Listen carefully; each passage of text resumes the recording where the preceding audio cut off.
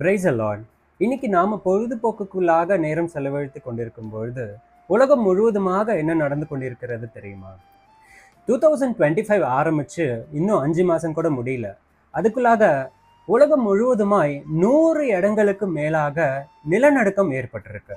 அது இல்லாம இன்னும் அநேக இயற்கை சீற்றங்கள் அமெரிக்கால டொர்னாடோ, ஸ்டார்ம்ஸ், அதுவும் இல்லாம உலகம் முழுவதுமாய் இயற்கை சீற்றங்கள், காட்டு தீ இது எல்லாம் ஏற்பட்டு கொண்டிருக்கிறது. இந்த 5 மாசம் முடியறதுக்குள்ளாக 22 நாடுகளுக்கு மேலாக போர் குறித்ததான செய்தியை நம்ம கேள்விப்படுறோம். இஸ்ரேல் ஹமாஸ் வார தொடங்கி இன்னைக்கு நடந்துட்டு இருக்கிற இந்தியா பாகிஸ்தான் வார் வரைக்குமே 22 வாருக்கு மேலாக இது வரைக்கும் நடந்திருக்கு. இது எல்லாம் எதை குறிக்குதுன்னு நீங்க பாக்குறீங்க?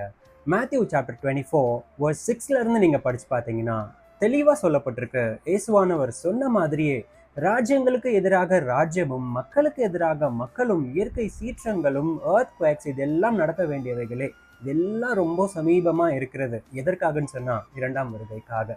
இதுவும் 8வது வசனத்துல குறிப்பா என்ன சொல்லப்பட்டிருக்குன்னு சொன்னா இது எல்லாம் வேதனைக்கு ஆரம்பம்னு சொல்லி, இனி காலம் தாமதிக்காது, மனம் திரும்புங்கள், பரலோக ராஜ்யம் சமீபமா இருக்கு. இன்னும் நீங்க ஏசப்பாவை ஏத்துக்கலன்னு சொன்னாக்கா ஒரு வாட்டி எக்ஸ்ப்ளோர் பண்ணி பாருங்க. பொழுதுபோக்குல நேரம் செலவிடுறதை விட்டுட்டு செகண்ட் கம்மிங்னா என்ன, 2ஆம் வருகைனா என்ன, உபத்திரவ காலம்னா என்ன, இது எல்லாத்தையும் நீங்க கொஞ்சம் எக்ஸ்ப்ளோர் பண்ணி பாருங்க.